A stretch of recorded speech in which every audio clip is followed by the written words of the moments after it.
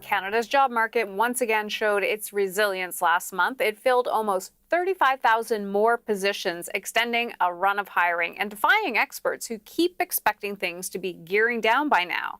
Jeannie Lee is here with more on that. So what's driving all the hiring, Jeannie? Well, demographics and economics and other changes that we talk about almost on a daily basis, Hannah. So some economists we know have been seeing a recession sometime this year, maybe even starting very soon.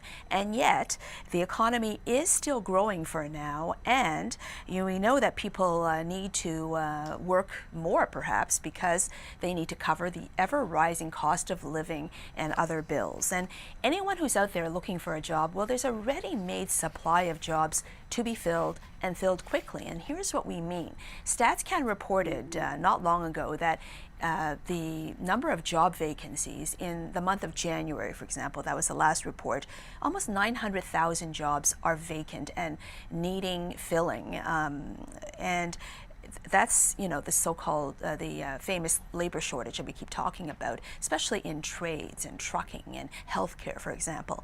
And 29,000 more jobs became vacant in January alone. So, even if you just fill those jobs, it would be normal to therefore get a gain of 30,000 jobs roughly.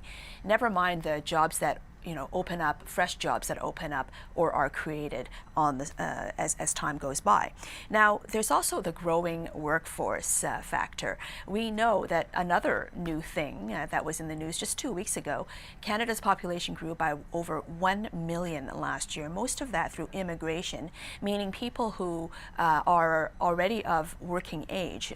That's a lot of people who are of working age ready to work, and so that's more people going into the job market. The other thing is more Canadians are staying in the workforce. So more Canadians over age 55 are working than in the past. The other thing is inflation and interest rates. We keep talking about that. They are driving the return to work for people that may not have worked before, or maybe getting more gigs and being counted in the numbers. If you have 2 or 3 jobs going, well, that's more jobs being created. So you see where the thing with hirings is that the more people get jobs, the more money there is circulating through the economy, the more demand they create for certain things, and the more jobs are created. So it has a way of job growth, fueling more job growth, at least for the time being. Now, until those things slow down, Jeannie, if they do, who's scoring the jobs? Well, we certainly are seeing some highlights in this group. Let's go right to them. New Brunswick, by the way, a lot of people there are finding work because the jobless rate has fallen to a record low in that province. The national jobless rate was at 5%, which really says it's pretty much at the lowest it's ever been, because back in the summer it was 4.9. That was the record low. So it's pretty close to that, meaning a lot of people everywhere are working. 82% is the employment rate of women who are core age, 25 to 54. That's near a record high. A lot of that is because of what we talked about, some of the financial pressures. You might force some mothers to go out and look for work that is paying, even though they may not have needed to in the past. And childcare may be getting easier too for them, making that easier.